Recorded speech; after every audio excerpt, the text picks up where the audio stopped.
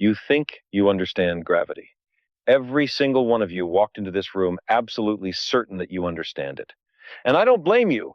Gravity is the most familiar force in the universe. You have been living with it since the moment you were born. It pulled you out of the womb. It keeps your coffee in the cup. It is so constant, so reliable, so boring that most people stop thinking about it before they finished high school. And that is exactly the problem, because gravity is not what you think it is. It is stranger, more beautiful, more dangerous, and more mysterious than almost anything else in all of physics. And tonight I want to show you just how wrong your intuitions about it really are. Let me start with the simplest thing I can say about gravity, the thing that Newton figured out over 300 years ago, and the thing that most people think is the whole story. Every piece of matter in the universe attracts every other piece of matter. The Earth pulls on you, you pull on the Earth, the sun pulls on the Earth pulls on the Sunday, the moon pulls on the oceans and raises the tides, and the oceans pull back on the moon. It is universal. Nothing with mass is exempt. And the rule is elegant. The force gets weaker with the square of the distance, and it gets stronger with the product of the two masses. That's it. That's Newton's law of gravitation. You can write it on a napkin. You can teach it to a bright teenager in an afternoon. And with that one law, you can predict the orbit of Mars, the trajectory of a cannonball, the path of a comet, the motion of the moon. It is one of the great achievements of the human mind, possibly the greatest single insight any human being has ever had. And it is, in a deep and important sense, wrong. Now, when I say it is wrong, I do not mean it gives the wrong numbers. For almost every situation you will ever encounter in your daily life, Newton's formula gives you an answer so close to correct that the difference is smaller than the width of an atom. You can build bridges with it. You can send rockets to Jupiter with it.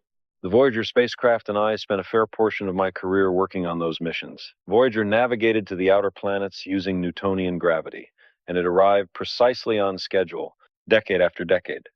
So, in a practical sense, Newton works beautifully.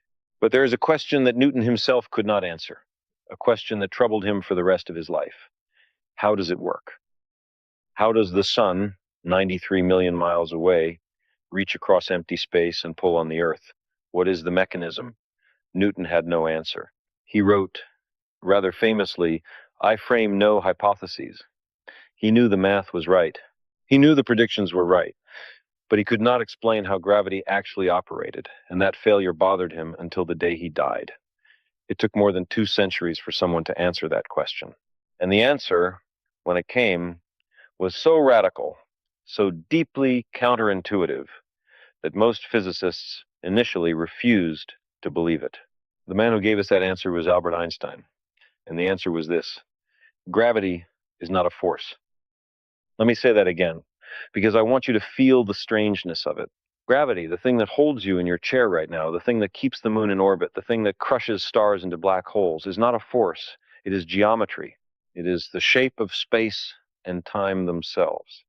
Here is what Einstein understood, and here is where I need you to stay with me, because this is not easy, and I refuse to pretend that it is.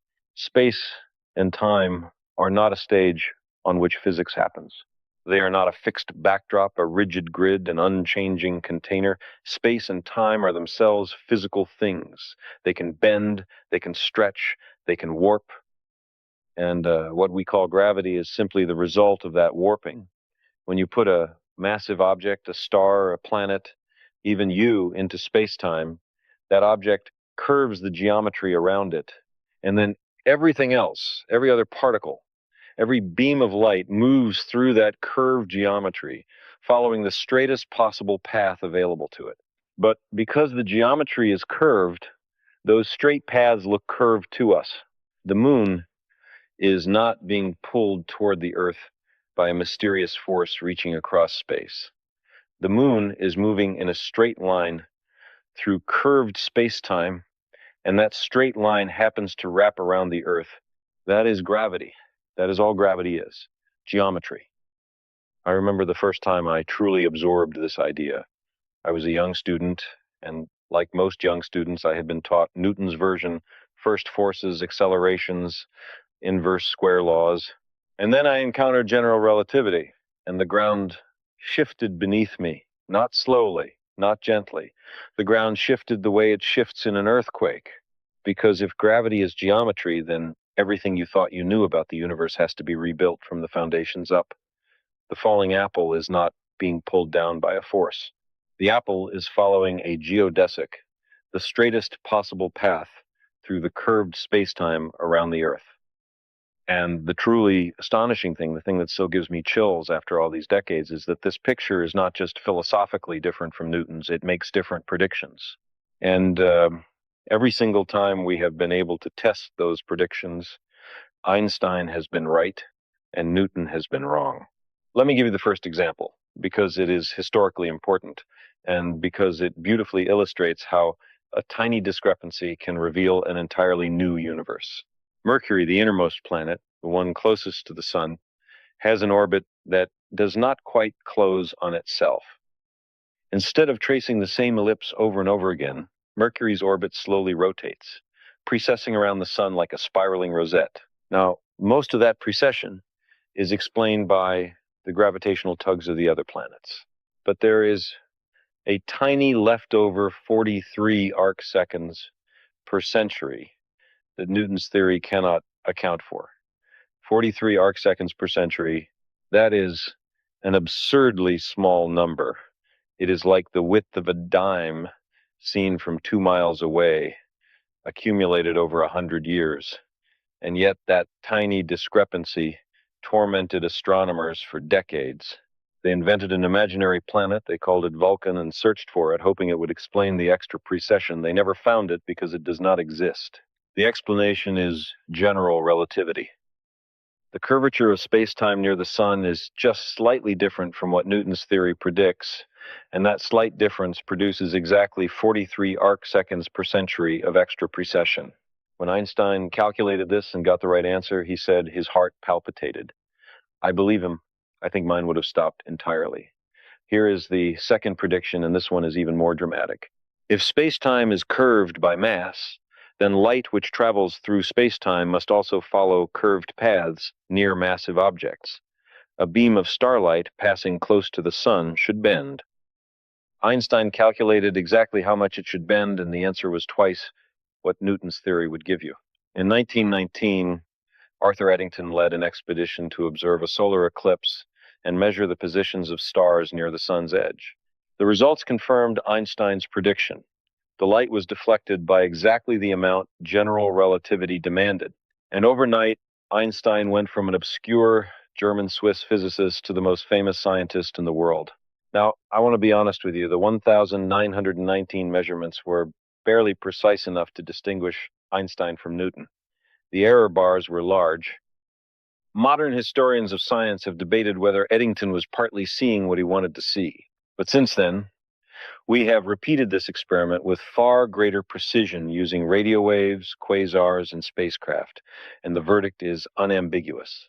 Einstein was right. Light bends in a gravitational field, and it bends by exactly the amount that curved space-time predicts. And now here is where it gets genuinely strange, because these are not merely academic corrections to Newton. These effects are not small curiosities at the margins of physics. They reshape the entire cosmos. Let me take you to the most extreme place gravity can take us, the place where space-time itself breaks down, and see what happens when you push Einstein's equations to their limits. A star lives its life in a state of war. On one side is gravity, pulling inward, trying to crush the star into a point. On the other side is nuclear fusion, pushing outward, trying to blow the star apart. For millions or billions of years, these two forces balance each other, and the star burns steadily. Our sun has been doing this for about 4.5 billion years, and it will continue for about another 5 billion. But eventually, every star runs out of fuel. The fusion stops. The outward push vanishes, and then gravity wins. What happens next depends on the mass of the star. If the star is small, about the mass of our sun, gravity crushes it down to a white dwarf, a sphere roughly the size of the Earth, but with the mass of a star. The matter is compressed to about 1,000,000 grams per cubic centimeter. A teaspoon would weigh several tons. And the white dwarf is held up against further collapse by a quantum mechanical effect, the degeneracy pressure of electrons, which resist being squeezed any further. The star is dead, but it has found a resting place. If the star is more massive, maybe 8, 10, 20 times the mass of the sun, then when it runs out of fuel, the collapse is catastrophic. The core implodes in a fraction of a second. The outer layers are blasted away in a supernova explosion brighter than an entire galaxy, and what is left behind at the center is a neutron star, an object only about 12 miles across, but containing more mass than the Sunday. The density is 100 trillion grams per cubic centimeter. A teaspoon of neutron star material would weigh 1 billion tons. The neutrons themselves are squeezed together so tightly that the entire star is essentially one giant atomic nucleus. And the neutron star is held up by the degeneracy pressure of neutrons, a last quantum mechanical stand against the crushing force of gravity. But now consider what happens if the star is even more massive. If the collapsing core contains more than about 3 solar masses, then nothing can stop gravity. Not electron degeneracy pressure, not neutron degeneracy pressure, not any known force in physics. The matter collapses past the neutron star stage. It collapses past every stage. It collapses without limit, crushing itself into a region of infinite density, a singularity surrounded by a boundary from which nothing, not even light, can escape. That boundary is the event horizon, and the object it encloses is a black hole. I want you to sit with that for a moment. A black hole is not a thing. It is not a solid object you could touch or see. A black hole is a region of space-time where gravity has become so extreme that the geometry folds in on itself. The curvature becomes infinite at the center. Time and space swap their roles in a sense inside the event horizon. Moving forward in time means moving inward toward the singularity, just as surely as moving forward in time outside the horizon means moving toward the future. You cannot escape a black hole for the same reason you cannot escape tomorrow. It is not a matter of velocity or engine power. It is a matter of the geometry of space-time itself. The exit simply does not exist. And let me tell you something that I find deeply disturbing, and I mean that in the best possible scientific sense. The singularity at the center of a black hole, the point of infinite density, infinite curvature, is not a real prediction. It is a confession of failure. It is general relativity raising its hand and saying, I have no idea what happens here. My equations break down.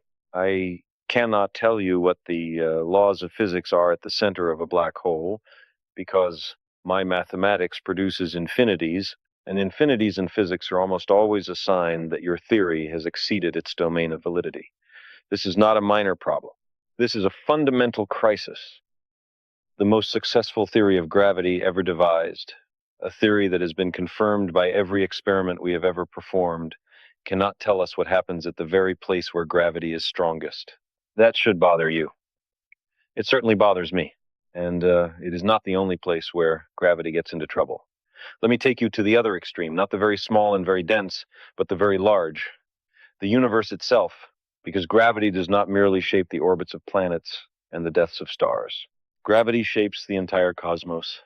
It determines whether the universe will expand forever or collapse back on itself. It controls the formation of galaxies, the clustering of galaxy clusters, the large-scale structure of everything.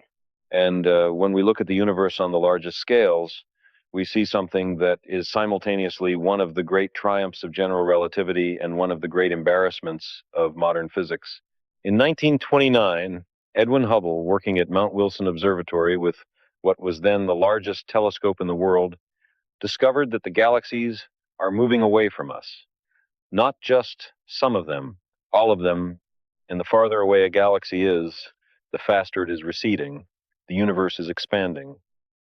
Now, this was not entirely unexpected. Einstein's own equations had predicted it, though Einstein himself had refused to believe it and had introduced a fudge factor, the cosmological constant, to keep his model static. When Hubble's observations proved the universe was expanding, Einstein reportedly called the cosmological constant the biggest blunder of his career. But here is the twist, and this is one of the great cosmic ironies in the history of science. Einstein was wrong to call it a blunder.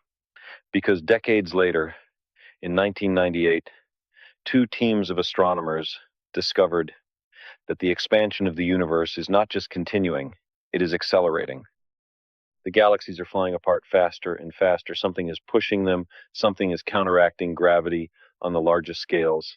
And the best mathematical description we have of that something is, you guessed it, Einstein's cosmological constant. The thing he threw away in embarrassment turned out to be one of the most important numbers in all of physics. We call it dark energy, and I want to be absolutely honest with you about how little we understand it. Dark energy accounts for roughly 68% of the total energy content of the universe. It is the dominant constituent of reality, and we have essentially no idea what it is. We can describe its effect. It acts like a kind of anti-gravity, a repulsive force that grows stronger as space expands, but we cannot explain its origin, its nature, or why it has the particular value it has. The cosmological constant, as measured, is about 120 orders of magnitude smaller than what our best quantum mechanical calculations predict. 120 orders of magnitude. That is not a small discrepancy. That is the worst prediction in the history of physics. And if you are not deeply unsettled by this, then you are not paying attention. But dark energy is only part of the gravitational puzzle at cosmic scales. There is also the problem of dark matter.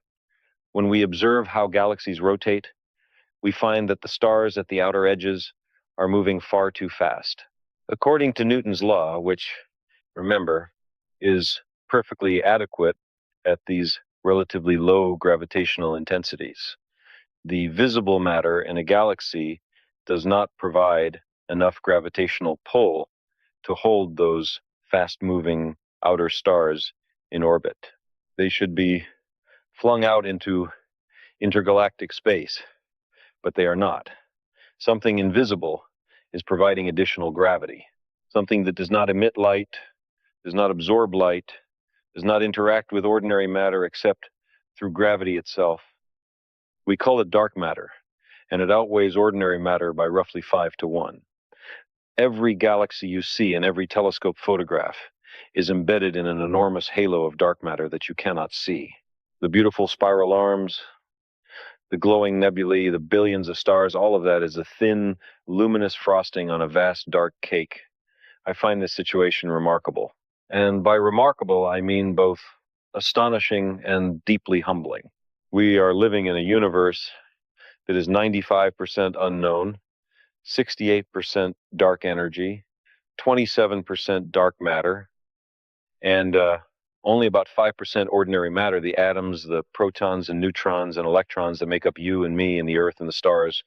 Everything we have ever seen with our telescopes, everything we have ever touched, everything that has ever made us laugh or cry or wonder, all of it is a 5% minority in a universe we overwhelmingly do not understand. And gravity is the force that revealed this ignorance to us. Without gravity, we would never have known. Let me bring this back to something more tangible, because I know I have been in the deep end for a while. Let me talk about something gravity does that you can actually see right now, tonight, if the sky is clear. Gravitational lensing. This is one of the most beautiful predictions of general relativity and one of the most powerful tools in modern astronomy. Remember that light follows the curvature of spacetime. When a massive object, a galaxy, a cluster of galaxies, sits between us and a more distant light source, it bends the light around it like a cosmic magnifying glass. The distant source can be distorted, stretched into arcs, or even multiplied into several images. We call these Einstein rings or Einstein crosses, depending on the geometry. And these are not theoretical predictions anymore. We have seen them. We photograph them routinely. They are stunningly beautiful. And they are also scientifically invaluable because the amount of bending tells us exactly how much mass is doing the bending, including the dark matter that we cannot see any other way. Gravitational lensing is how we map the invisible scaffolding of the universe. I want to share a personal memory here because It connects to something important about how we actually do science as opposed to how people imagine we do it. In the early 1970s, I was involved in the planning for the Viking missions to Mars. One of our tasks was to use the spacecraft's radio signal to measure the Shapiro delay, the prediction from general relativity that a signal passing near a massive object takes slightly longer to arrive than it would in flat space-time. The sun was our massive object. We would send a radio signal to Viking on the far side of the sun and measure the round trip time. If Einstein was right, the signal should be delayed by about 200 microseconds compared to what Newtonian physics would predict. And it was. The measurements confirmed general relativity to within 1 part in 1,000. I remember looking at that data and thinking, this is not abstract. The curvature of space-time is not a metaphor. It is a measurable physical thing, and we are measuring it with a spacecraft sitting on the surface of Mars.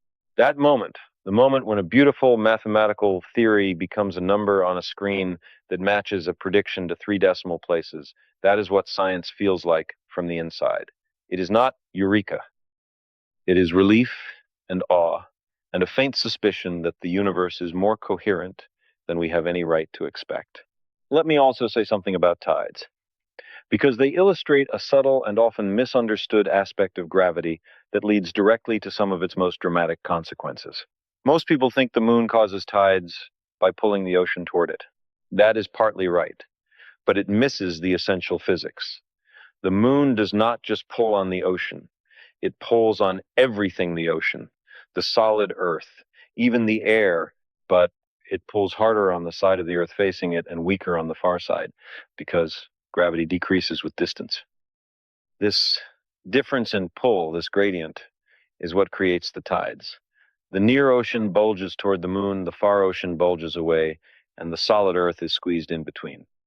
What matters is not the strength of gravity, but its variation across space, what physicists call tidal forces. And tidal forces are, in a precise mathematical sense, a direct manifestation of the curvature of space-time. They are the physical signature of geometry. When you stand on a beach and watch the tide come in, you are watching the curvature of space-time sculpt the surface of the ocean. And here is the deep point.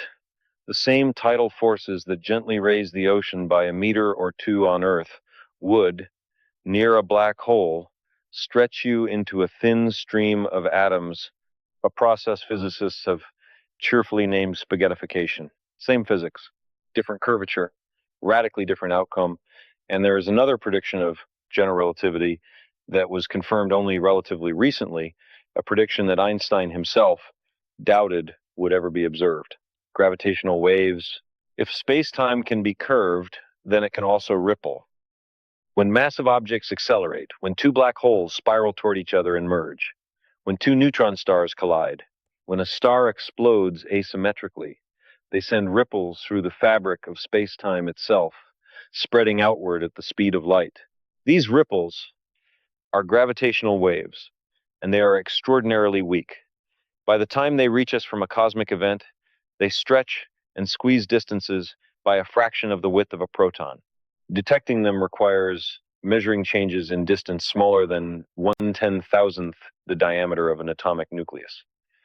It sounds impossible, but in September 2015, the LIGO Observatory did exactly that. 2 detectors, one in Louisiana and one in Washington State, simultaneously recorded the gravitational waves produced by 2 black holes merging over 1 billion light years away. The signal lasted a fraction of a second and matched the predictions of general relativity with extraordinary precision. When I first heard that signal, that chirp, rising in frequency as the black holes spiraled inward, I was overwhelmed, because that was not just a detection. That was the sound of space-time itself vibrating. We were hearing the geometry of the universe ring like a bell. Now, I have been talking about gravity as Einstein understood it as the curvature of space-time. And as I have told you, that picture is extraordinarily successful. It explains Mercury's orbit, the bending of light, the expansion of the universe, black holes, gravitational waves, and much more. But I also told you that general relativity has a crack in it, the singularity problem. And that crack points towards something deeper, because general relativity is a classical theory. It treats space-time as smooth and continuous, like a rubber sheet that can bend and stretch but never tear, never foam, never become granular. And quantum mechanics, the other great pillar of 20th century physics, tells us a very different story. Quantum mechanics tells us that at the very smallest scales, everything is granular. Energy comes in discrete packets. Particles can be in two places at once. The act of observation changes the thing being observed. At the Planck scale, about 10 to the minus 33 centimeters, a distance so small that it makes an atom look like a galaxy, we expect space-time itself to become quantum mechanical, foamy, turbulent, uncertain, and we have absolutely no idea how to describe it. This is the great unsolved problem. The reconciliation of general relativity and quantum mechanics, what physicists call quantum gravity. We do not have a theory of quantum gravity. We have candidates. String theory is one, loop quantum gravity is another. There are others, but none of them has been experimentally confirmed. None of them makes predictions that we can currently test. And the reason is simple and devastating.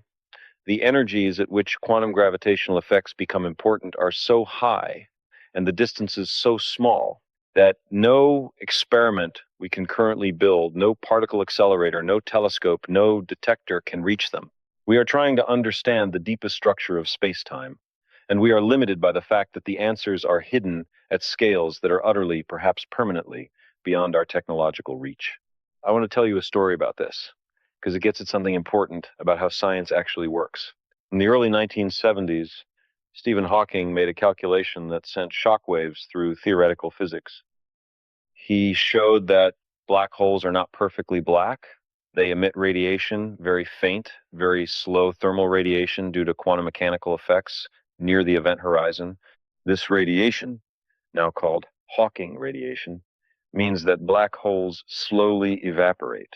Given enough time, an unimaginably long time for a stellar mass black hole, far longer than the current age of the universe, a black hole will radiate away all its mass and disappear entirely.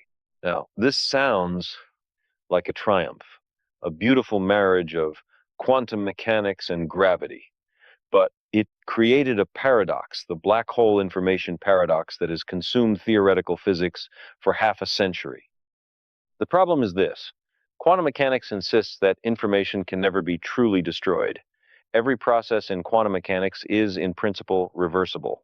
But if a black hole forms from a complex physical system, a collapsing star, say, with a specific arrangement of atoms and a specific quantum state, and then the black hole evaporates into featureless thermal radiation that contains no record of what fell in, then the information about the original state has been destroyed. Either quantum mechanics is wrong, or our understanding of black holes is incomplete. This debate raged for decades, and it is not fully resolved even now. I followed this debate for years, and what struck me most was not the technical details, but the deeper lesson it teaches. Here we have two of the most successful theories in the history of science, general relativity and quantum mechanics. And at the intersection where they are both relevant, they do not merely disagree. They generate paradoxes. They produce contradictions. They break each other. And this is not a failure. This is how science advances. The cracks in our theories are not embarrassments. They are invitations. They are the places where the next revolution is hiding. Let me come at gravity from one more angle, because I think it reveals something profound about the nature of reality that most people have never considered. Gravity is by far the weakest of the four fundamental forces of nature. It is weaker than electromagnetism by a factor of about 10 to the 36. It is weaker than the strong nuclear force by a factor of about 10 to the 38. It is so absurdly weak that every time you pick up a coffee cup, the electromagnetic forces in your muscles are effortlessly overcoming the gravitational pull of the entire Earth. Think about that. Your bicep, a few ounces of biological tissue, is stronger than a planet.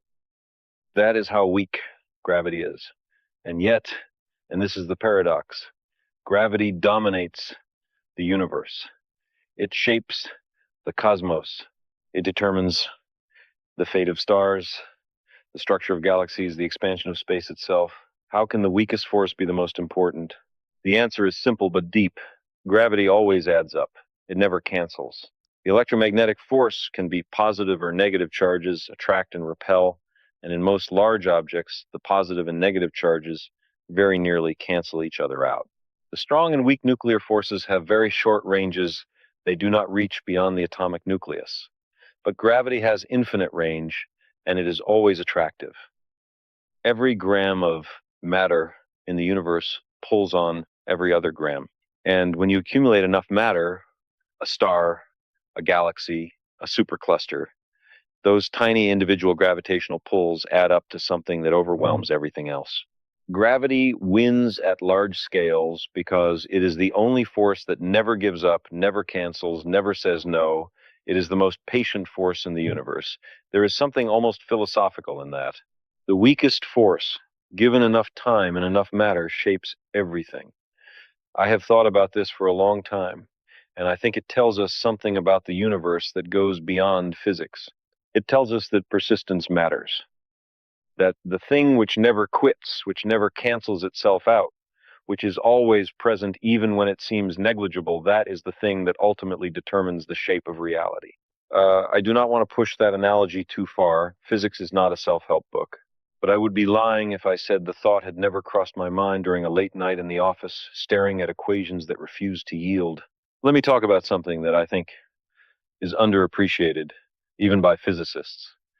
Gravity is the architect of time, not metaphorically, literally. One of the most shocking predictions of general relativity, confirmed by the experiment to extraordinary precision, is that time runs at different rates depending on the strength of the gravitational field. A clock at the top of a mountain ticks faster than a clock at the bottom. A clock on the surface of the Earth ticks slower than a clock in orbit. A clock near a black hole nearly stops. This is not an optical illusion. It is not a malfunction of the clock. Time itself, the actual passage of moments, is slower in stronger gravitational fields. Einstein called it gravitational time dilation, and it is one of the most precisely tested predictions in all of physics. I can give you a number that brings this home. The GPS satellites orbiting the Earth carry atomic clocks of extraordinary precision. Those clocks tick faster than identical clocks on the ground by about 38 microseconds per day, because they are farther from the Earth and therefore in a weaker gravitational field. 38 microseconds per day sounds tiny, but if you did not correct for it, if you ignored general relativity, the GPS system would accumulate errors of about 10 kilometers per day. Your phone would tell you that you are standing in a field when you are actually on a highway. The fact that GPS works is, in a very practical sense, a daily confirmation that Einstein was right about the nature of time and gravity. Every time you use a map on your phone, you are relying on general relativity. The geometry of space-time is not an abstraction. It is built into the infrastructure of your daily life. And gravitational time dilation has implications that are far more profound than GPS. Consider what it means for the interior of a black hole. As you approach the event horizon, time slows down relative to a distant observer. To someone watching from far away, you would appear to freeze at the horizon, your image growing dimmer and redder as the light climbing away from you loses more and more energy to the gravitational field. You would never quite reach the horizon. You would fade into a dim, frozen ghost, suspended forever at the boundary. But from your own perspective, nothing unusual happens at the horizon. You cross it in a finite time, perhaps without even noticing, and then you continue inward toward the singularity, in a region of space-time from which no signal can ever reach the outside world. Two observers experiencing the same event disagree not just about what they see, but about the fundamental structure of time itself. That is gravity. That is what the curvature of space-time means. I have spent my career trying to share the reality of the cosmos with as many people as would listen, and gravity has been at the center of every story I have ever told. The formation of the solar system, gravity. The death of the dinosaurs, caused by an asteroid that gravity pulled into a collision course with Earth gravity. The tides that sculpt our coastlines, gravity. The fact that the universe has a history at all, that it began in a hot, dense state and has been expanding and cooling ever since gravity. We are, all of us, gravity's children. Every atom in your body was forged in the core of a star, and it was gravity that crushed that star's core to the temperatures and pressures needed for nuclear fusion. The carbon in your muscles, the calcium in your bones, the iron in your blood, all of it was cooked in a gravitational furnace. And when that star died, it was gravity that triggered the supernova that scattered those atoms into space, where they drifted for millions of years before gravity gathered them again into a new cloud, a new disk, a new solar system, a new planet, and eventually into you. You are the universe's way of looking at itself, and you exist because gravity built you out of starlight and nuclear ash. That is not poetry. That is physics. That is what the equations say. And I will never stop finding it astonishing. So let me leave you with this. Gravity is the oldest question in physics and the newest. It is the most familiar force and the most mysterious. We understand it well enough to navigate spacecraft across billions of miles of space, and we understand it so poorly that we cannot explain what happens at the center of a black hole or why the universe is accelerating. We know it is not a force, but a curvature of space-time, and yet we do not know how space-time itself behaves at the smallest scales, where quantum mechanics should take over, but we have no theory to describe it. We know that gravity shapes everything, and we know that 95% of what it shapes is invisible to us. The honest answer to the question of how gravity rules the cosmos is, it rules in ways we have partly uncovered and in ways that remain profoundly hidden. And I do not find that discouraging. I find it thrilling, because it means the story is not over. The greatest chapter of gravitational physics has not yet been written. Somewhere out there, perhaps in this room, is a young mind that will see something the rest of us have missed. A connection between quantum mechanics and general relativity that has been staring us in the face. A new way to think about space-time, about information, about the very fabric of reality. And when that breakthrough comes, and I believe it will come, it will make everything I have told you tonight look like a preface.